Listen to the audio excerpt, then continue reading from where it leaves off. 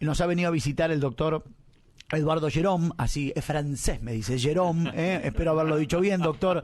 Él es ex juez de la Nación y me parece que ha habido varios temas en la semana, los cuales son interesantes para poder repasar en una tarde de sábado aquí en la previa. Doctor, gracias por haber venido, un placer. El placer es mío por estar acá, Gabriel. Hemos hecho algunas notas telefónicas, hoy lo tenemos en forma presencial. A ver, doctor, quiero arrancar con esto que decía un diputado del Frente de Todos, pidió la baja a 14 años de edad de la imputabilidad para evitar la excarcelación de los detenidos con armas de fuego, ¿no? Este caso que pasó con Blaquier seguramente en las últimas horas, que nos da tanta pena, tanta dolor. Digo, ¿qué opinión tiene formada al respecto usted? Creo que la edad de la imputabilidad en este país está diferenciada de todo el resto del mundo. Ajá. O sea que ya de por sí nosotros siempre andamos a contrapelo del mundo. Ajá. Y acá en este caso también. ¿Por qué? Porque nosotros tenemos que en Europa, en toda América, está en 16 años, con Ajá. excepción de Cuba y la Argentina. Perdón, está en 14 años, 14 con años. excepción de Cuba y la Argentina, que está en 16. Entonces, ¿por qué esa diferencia? Además, a los 14 años, un chico de 14 años que ya deja de ser chico, ya es un joven, sabe perfectamente bien cuál es el bien y el mal. Sabe perfectamente bien que un arma es un elemento para hacer violencia, para robar, para matar. Entonces, no es posible que ese joven de 14 años realice todas estas atrocidades y termine siguiendo por la calle, porque no hay ningún juez que tenga la posibilidad de ponerlo, ni siquiera de detenerlo en un asilo, en lo que fuere, porque salen de inmediato. Hay que cambiar el régimen juvenil, creo que la edad de imputabilidad debe estar en 14 años. Si me dicen, tiene que estar en una cárcel, no, tiene que estar en un lugar en el cual pueda reformarse, porque una cosa es hablar de una persona grande, es muy difícil la reforma, otra cosa es un chico de 14 años, creo que se puede con un tratamiento corregirlo. Claro. Creo que eso es lo que tiene que hacer el Estado. ¿Cuál es el argumento que dan para no hacerlo? Y bueno, no hay establecimientos. Porque no hay establecimientos. Dejamos que los chicos de 14 años maten a la gente. Hay una palabra que quiero introducir a su explicación, que me parece muy valiosa. El chico de 14 años es consciente del daño que está haciendo, ¿no? Absolutamente. Al ser consciente, que pague los daños por su conciencia, ¿no? Por supuesto. Digamos, no hay una inconsciencia por minoría de edad, digamos. No. A los 14 años es plenamente consciente. Y ahora que cada vez se atrasa más la edad, ahora se puede manejar desde los 16, antes no se podía. O sea, se está atrasando el voto también, ¿no? Empieza a ser más juvenil. El voto también. Entonces, lo único que no se retrasa es en la imputabilidad, y estamos viendo que todos los días hay crímenes, hay hechos violentos cometidos por menores. Que por otra parte, Gabriel, hay otra cosa también. Los mayores muchas veces se hacen acompañar por menores. Le quería preguntar eso, si no está impulsado para decir, bueno, voy con papá, que papá me enseñó el oficio de delinquir, y el que tira el tiro soy yo porque papá puede ir preso y yo no. Exactamente. Y una cosa más todavía. Para hacer una banda se precisan 3 personas. Pero si uno de los integrantes de esa banda es menor de edad, es de 14 años, entonces se considera que no integra una banda. Por ende, hacen una banda y no tienen las penas de una banda. Porque la pena de una banda es mucho más agravada que de individual. Exactamente. O sea, está todo... Ahora, ¿qué pasa? Está todo pergeñado, doctor. Yo no conocía esto. Digo, usted conoce bien del paño, como se dice en el barrio, pero digo, claro, está armado para que no sea en banda y que sea individual. Exactamente. Entonces, hace tanto tiempo que esto se está hablando de que se tiene que cambiar, nunca se cambia. ¿Por qué? Porque no hay interés. ¿Sabes qué pasa? Salta esto a la palestra cada vez que un chico comete un hecho delictuoso. Como Blaquier la última semana, Blaquier, ¿no? Por ejemplo. Entonces ahí salta. Por unos días está en el aire y después se vuelve a apagar. ¿Por qué? Porque no hay interés político en hacerlo. ¿Cuál es el interés político? Alguna vez me dijo un político, dice, no, da mucho más rédito inaugurar un colegio que inaugurar una cárcel. Entonces, como da más rédito, directamente no inauguramos cárcel. Y estos chicos quedan en un vacío legal de decir, bueno, a una comisaría no pueden ir, un lugar donde tengan que ir no los tenemos, entonces que queden en la calle y que sigan matando. Y si los devolvemos a los padres, donde precisamente se formaron en el AMPA, realmente, entonces vuelven al AMPA y siguen matando. ¿Qué es lo que pasa todos los días? Está bien, tenía 19 años el que murió a manos del ingeniero el otro Sí, día, sí, sí, sí. pero acababa de salir de la cárcel Sí, también. sí, sí, sí. Entonces, creo que hay que cambiar la legislación juvenil, no porque tengamos nosotros que ser diferentes al mundo, sino que tenemos que ser en ese aspecto, recoger lo que pasa en el resto del mundo y decir, si en todos lados a los 14 años ya puede ser imputable, ¿por qué acá no? Claro, claro. ¿Cuál O sea es? que usted ve bien que se aplique los 14 años de imputabilidad. Por supuesto.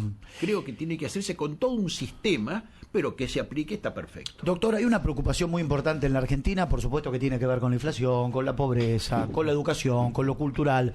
Digo, venimos renegando, como decía mi abuela, hace mucho tiempo sobre esas cosas. Hoy tengo la posibilidad de tener a un ex juez de la Nación delante mío para preguntarle. Bernie hace poquito tiempo hablaba, creo que fue con el crimen de Blaquier, sobre las puertas giratorias y apuntó a los jueces, ¿no? Quiero dejar de lado todo el tema de la educación, la cultura, del AMPA en general. Como ex juez, ¿dónde está el problema? ¿Es cultural? ¿Es la política? ¿Son los jueces? Digo, ¿por qué la Argentina cada vez es más violenta? Y vuelvo al principio de mi pregunta, ¿por qué desde 14 años, 13 años, 12 años no solo se empieza a delinquir, sino también se mata gente? ¿Dónde está la problemática que parece no tener fin en la Argentina? Es muy cierto, y la problemática está en todos. ¿Por qué? Porque acá no hay nadie que pueda decir yo me corro, no tengo la culpa. No, la responsabilidad es completa. Ajá. ¿Por qué es completa la responsabilidad? Es completa porque los poderes ejecutivos tienen las policías, tienen las fuerzas de seguridad a su cargo. Estas fuerzas de seguridad están diezmadas, sin posibilidad de controlar y con territorios liberados en la provincia de Buenos Aires. O sea, realmente muchas veces es una falta de personal policial absoluta. Mal capacitados, mal dotados, las comisarías, por ejemplo, están abarrotadas de gente, entonces, ¿qué vamos a pensar de tener detenidos en la... Bueno, con esa cuestión el Poder Ejecutivo no cumple con su misión, por eso cuando Bernie se queja realmente creo que lo hace para la tribuna, porque no está cumpliendo con su función primera, que es resguardar la seguridad. Sí, como ministro, no el rol de ministro. El rol de ministro. ¿Quién tiene la culpa de la seguridad en la provincia de Buenos Aires? La tiene ministro. el ministro Sí. y el gobernador. Entonces, que no vengan a querer demostrarle a la tribuna que ellos no tienen nada que ver. Punto uno. Segundo, los jueces tampoco están ausentes. ¿Por qué? Porque durante mucho tiempo, Gabriel, en la justicia imperó un llamado garantismo, que es falsamente llamado garantismo. ¿Por qué? Porque el garantismo es para todos, el garantismo es para la víctima y para el victimario. Claro, para usted y para mí. Para los dos. No, el garantismo solo era para el delincuente. Claro. Había una doctrina nefasta que es, yo lo llamo abolicionismo. ¿Ese es el zafaronismo de ahora? Es el zafaronismo. De la modernidad, digamos, Exactamente, exactamente. Es nefasta doctrina. Realmente este hombre ha llegado a decir que cuando llegaba una causa con un imputado, lo primero que pensaba es un preso hacerlo zafar. ¿Cómo lo hago zafar? Claro. Ahora, ¿qué aplicación del derecho penal hace un juez que trata de hacer zafar a un preso o a una persona que está imputada y que debe pagar por su delito? No nos olvidemos las aberraciones que surgieron, donde, por ejemplo, un ultraje a una chica de 8 años porque estaba con la luz apagada no constituía un delito de corrupción, sino que era un mero abuso deshonesto. O sea, realmente aberraciones jurídicas que su único propósito era beneficiar al delincuente. Claro. Eso no es garantismo, eso es abolicionismo. ¿Por qué abolicionismo? Porque abole el derecho penal. Claro. O sea, no aplica lo que tiene que aplicar. Esto es más o menos como un cura laico. Claro, un cura que no sea religioso. que no sea religioso. Exactamente. Ahora, doctor, permítame esto, y quiero tratar de llegar al riñón de lo que es un juez. A veces nos parece que cuando hablamos con un juez o ex juez, como es su caso, no parecen ser personas iguales que nosotros, y lo son. ¿Qué siente un juez? Este caso del chico de 19 años, que es asesinado por el ingeniero cuando le va a robar el auto, hacía 15 días que había salido de estar detenido. Digo, ese juez que le da la libertad y que después se entera que a los 15 días a ese chico que le dio la libertad vuelve a robar y en ese intento de robo termina siendo asesinado, ¿cómo se siente el juez? Bueno, mirá, esta pregunta tiene dos aspectos y me alegro que la hayas hecho. ¿Por qué? Porque por un lado, no creo que estos jueces abolicionistas sientan absolutamente nada. ¿No es cierto? Porque al contrario, alguna vez los he escuchado diciendo, bueno, yo cumplo con mi misión, no puedo prever si este va a hacer o no cometer un delito. Si es reincidente o no. Se escudan en un argumento absolutamente irrisorio y estúpido, podríamos decirle. Pero por otro lado, ¿sabes por qué esto pasa? Porque si a un arquitecto se le cae una pared de una casa que está construyendo, va a tener que responder por lo que pasó. Puede perder su matrícula. Si un médico hace las cosas mala mal praxis y el paciente se muere, mala praxis, ¿no es cierto? Bueno, ¿por qué un juez puede dejar en libertad sin que le corresponda a un preso peligroso y no le pasa nada? ¿Por qué? No tiene que haber, porque no hay, primero que no hay una ley que lo diga de esa forma. Por eso es que el Poder Legislativo tendría que imponer una norma en ese aspecto para que los jueces sean tan responsables. Sé que no les va a gustar a muchos porque son muy buenos jueces, y esto no es cuando se trata de una mera interpretación de la ley, porque sabemos que la ley debe ser interpretada, Gabriel, o sea, la interpreta uno diferente del otro. Sí. Pasa en el fútbol también, con las manos, usted es futbolero, es hincha de Racing, esta mano parece, esta mano no parece, esto parece penal, esto no parece penal, pasa lo mismo con la ley. Exactamente, aún con el VAR, muchas veces cuesta trabajo descubrirlo. Exactamente. Pero cuando es flagrante lo que están haciendo, por ejemplo, está condenado, por ejemplo, a 15 años y a los 6 sale en libertad y vuelve a matar.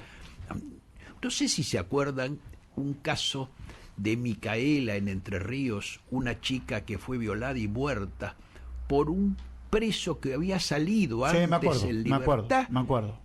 Un juez de Gualeguaychú, Rossi, lo dejó en libertad, violó, mató. Se le hizo un juicio a este juez, no pasó nada, por supuesto pasaron los Poncio días, Pilato. Poco día Poncio Pilato, y sigue allí liberando gente, ¿no? Entonces, creo que esto, la única forma de terminar con esto es cuando un juez se lo haga responsable, sea penal o civilmente. Si el juez tiene que pagar por que hizo las cosas mal, pero no dentro de una rama interpretativa, sino cuando las hace mal saliendo de toda interpretación. Claro. Cuando sabe está fuera del marco de la ley. Cuando está fuera del marco de la ley. Que se está haciendo el pícaro. Que se está haciendo que pague, porque no puede ser que por su ideología, no puede ser que le dé garantía solamente al victimario y no a la víctima. Doctor, ¿el zafaronismo hoy es una cuestión ideológica? Sí. Lo fue siempre una cuestión ideológica. Nació esto, no tiene tantos años, esto nació promediando los 80, los comienzos de los 90, ahí empezó. ¿Y qué pasa? Se forjó en la Facultad de Derecho. Fueron egresando abogados que después fueron abogados, fueron jueces, fueron fiscales, fueron defensores, con esa ideología, y entonces la aplican permanentemente en todos sus fallos, en toda su actividad. Es difícil desterrarla, por eso creo que es nuestra función denunciarla permanentemente para que deje de ser por lo menos sacralizada y sea denostada como corresponde. Doctor, se queda un ratito más que tengo algún par de preguntas más para hacerle. Aquí estoy. Muchísimas gracias. El doctor Eduardo Gerón, ex juez de la Nación, aquí con nosotros en Radio Mitre en la previa. Le voy a preguntar también por el tema de este tema tan polémico, qué es lo que dice la regla y qué es lo que dice la dignidad y la moral, ¿no? Si los jueces deben o no pagar ganancias. Porque parece que los jueces en este caso viven en un mundo aparte. También se lo voy a preguntar, ¿eh? ¿Cómo no? No se va a escapar esa pregunta. No hay que huirle a ninguna pregunta. No hay que escaparle a las preguntas. Bueno, 16:35 en la República Argentina. Vuelvo a agradecerle al doctor Eduardo Gerón, que es ex juez de la Nación, por estar con nosotros, por venirnos a visitar aquí al piso de Radio Mitre. Doctor, ¿deben pagar ganancias? ¿Deben pagar impuestos los jueces? Sí, no. Bueno, los jueces pagan impuestos ahora. Pagan ganancias. ¿Por qué? Porque hay una disposición constitucional que dice que el sueldo de los jueces no puede ser disminuido de manera alguna. Eso lo dice textualmente la Constitución. Sí. ¿Para qué se puso esto en la Constitución ya del año 53? Para evitar que el Poder Ejecutivo pudiera hacer injerencias sobre los jueces y de qué manera, por ejemplo, bajándoles el sueldo para poder de esa manera lograr que se vayan, etcétera, manipularlos. Entonces se dijo que no se les puede. Bien, siempre se interpretó, y la Corte lo dijo, que ponerles un impuesto era rebajarles el sueldo, claro, cuando no habían sido nombrados con esa condición. Entonces, ya hace unos años se dictó una ley que dice que los jueces, a partir de su nombramiento, tienen que estar de acuerdo en pagar impuestos, si no, no los nombran. Allí es diferente, porque entonces ya no se les baja el sueldo, claro. Ya el que es nombrado sabe que va a tener el sueldo disminuido. En ese porciento de ganancias. Sí. Y a partir de ahí creo que ya el problema desapareció.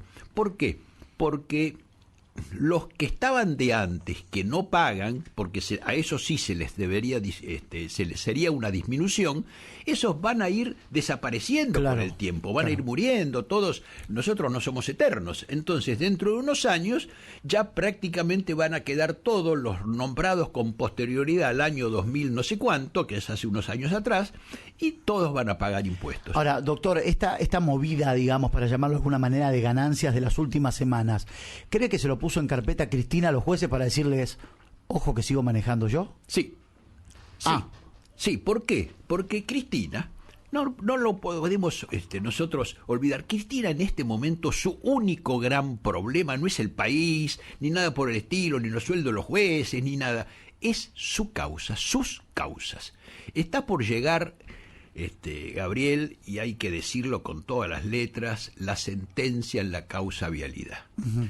Hemos escuchado al fiscal Luciani exponer las pruebas que tiene, que son terribles. Esas pruebas no han podido ser demolidas en modo alguno por las defensas, ¿no? Ahora va a venir las réplicas y las contrarréplicas, que es la última parte del juicio, que en unos días más se van a empezar a suceder. Esto es unas audiencias procesales correspondientes, y después, ¿qué viene? Después viene la sentencia. ¿Qué es de esperar que sea la sentencia? Y con esas pruebas, la sentencia tiene que ser condenatoria. Tiene que ser condenatoria para Cristina y para todo el séquito de corruptos que la rodeaba. Esto es indudable. Entonces, el fin de año en el Mundial, nosotros vamos a tener la sentencia, si todo pasa como uno espera, la sentencia del Tribunal Oral en lo criminal, condenatoria de todos los corruptos por la causa vialidad, ¿no? Eso va a suceder. Cristina lo sabe, como lo saben todos, no hay forma. ¿Qué pasa? Como no pueden demoler las pruebas, lo que hicieron es empezar a atacar a los jueces.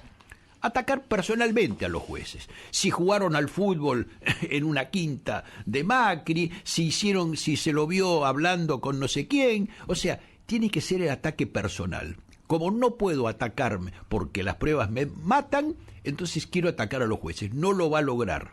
No lo va a lograr porque da la casualidad que estos jueces son impolutos, es gente absolutamente independiente y que va a dictar sentencia como corresponde, de acuerdo a derecho, como dice la ley, ¿no es cierto? Así que Cristina está haciendo todo lo posible para ocultar por lo menos la situación del país, y ahora ha encontrado otra cosa, ponerse en opositora. Claro. Ahora la oposición habla de un gobierno que no es de ella. Habla de un gobierno que no es de ella. Cuando es la vicepresidenta de la República, ¿no? Pero eligió a este hombre que cuando empiezan a pensar lo que dice la gente, las palabras que dice, lo tratan de títere, de fantoche, lo tratan de muñeco, de todo, porque realmente es un hombre que no es el peor presidente de la historia democrática del país, parece. ¿Le puedo hacer una pregunta? Los jueces, usted debe conocer a algunos jueces, debe tener vínculo, no me lo diga, no importa. ¿Le tienen miedo a Cristina o ya no? ¿O alguna vez le tuvieron? Y yo creo que algunos le han tenido miedo y otros le tienen miedo. Ajá. ¿Por qué? Porque hay que tener las manos bien limpias para no tener miedo a los carpetazos, ¿no es cierto? Ajá. Y hay algunos que deben favores, etcétera. No es el caso de muchos otros, que los conozco, que son gente de carrera, gente que siempre ha tenido una conducta intachable, entonces eso no le tienen miedo a nadie, ni a Cristina ni a nadie. Uh-huh. Había un juez, un juez de instrucción allá hace muchos años, que una vez el presidente de la República, un juez, lo llamó si podía ir a verlo, que quería hablar con él en la Casa de Gobierno. La respuesta del juez fue: díganle al presidente que la misma distancia que hay de tribunales a la Casa de Gobierno es la que hay de la Casa de Gobierno a tribunales. Como diciendo... Que me venga a ver a mi ámbito. Él. O sea, eso es la independencia judicial. Claro. Y Gabriel, si sabemos que la independencia judicial es la base de una república, las instituciones se basan en eso, se basan en las disposiciones de la Constitución, en el respeto. El presidente tiene que dar el ejemplo en respetar. Cuando vemos que el presidente empieza a insultar a los ministros de la Corte, empieza a denostar a los jueces del tribunal, diciendo que realmente están, como ahora pasó con los de Revolución Federal, él sabe más que lo que están viendo los jueces en la causa. Eso no es respetar la justicia ni los fallos. Y precisamente, ¿cómo queremos que la gente respete la ley si el primero que no la respeta es el primer magistrado? Doctor, la Corte.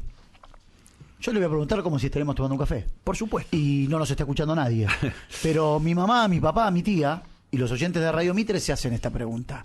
Cristina ha sido muy dura, muy crítica, ferozmente dura con la Suprema Corte de Justicia, con los miembros de la Corte. Ha dicho barbaridades de ellos. ¿La Corte la está esperando a Cristina? ¿Los miembros de la Corte la están esperando a Cristina? Mirá, creo que cualquier ser humano, ante un ataque, siempre piensa en, de alguna manera, en que le llegue el momento de demostrarle lo contrario. También creo que siendo ministro de una corte, siendo ministros de la corte y teniendo el más alto poder judicial del país, creo que de alguna manera las venganzas humanas quedan de lado, ¿no es cierto? Y creo que los jueces de la corte, que ahora son 4, entre los cuales hay algún jurista descollante, como es el caso del doctor Rosenkrantz, el doctor Rosati, que es el presidente actual de la Corte, creo que no van a tener esa actitud que podría ser de alguna manera hasta llamársele mezquina, ¿no? De tratar de vengarse, sino creo que están teniendo una conducta, una actitud judicial correcta. Lo más neutral posible. Lo más neutral, y le están poniendo límites a las exacerbaciones del Poder Ejecutivo, se le están poniendo límites, y en otros casos los han admitido. Por ejemplo, cuando el presidente el otro día imputó al juez Bruglia y a Bertuzzi, diciendo que son inconstitucionales y no corresponde, etcétera. ¿Por qué? Porque la Corte había dicho que estos jueces tenían que ceder el lugar. ¿Pero cuándo? Dijo la Corte. Cuando hubiera concursos para su reemplazo. Claro. No antes. Entonces el presidente falsea cuando dice que la Corte está en contra de esos jueces. No, señor. No. Cuando haya concurso... Cuando haya concursos y los reemplacen, saldrá. Claro. O sea, esto es un falseamiento permanente. Y vuelvo con el tema del presidente, ¿por qué? Porque me parece que el ejemplo es fundamental en un país donde, si en la organización vertical el que está arriba no da el ejemplo, no se puede pretender que los demás cumplamos la ley, ¿no? Por su experiencia, por lo que intuye, por lo que ha leído, por lo que ha prestado atención, ¿Cristina puede ir presa? Debería ir, pero no creo que vaya. ¿Por qué? Porque por un lado, Cristina tiene fueros. Es seguro que Cristina los va a renovar, los fueros. Cristina no creo que se presente como candidata a presidente, y esto lo quiero decir, ¿por qué? Porque Cristina sabe que no va a ganar, entonces no va a perder. Cristina se va a presentar como candidata a senadora por la provincia de Buenos Aires. Su mandato termina en diciembre del año que viene. Se va a presentar como candidata a senadora. Cristina, aunque no gane la provincia, va a ser senadora por la minoría. Resulta que la mayoría pone 2 senadores, la minoría pone 1.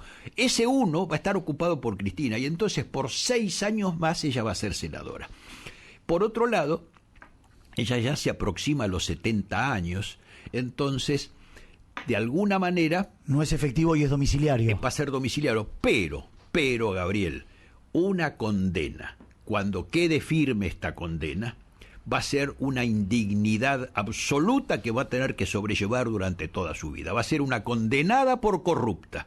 Y va a ser prácticamente, creo, la primer presidente o el primer presidente de la historia que termina condenado por corrupción en la República Argentina. Exactamente. Creo que mayor indignidad que esa no va a poder arrastrar nunca. Aunque no vaya presa, va a estar presa ante la moral de la gente.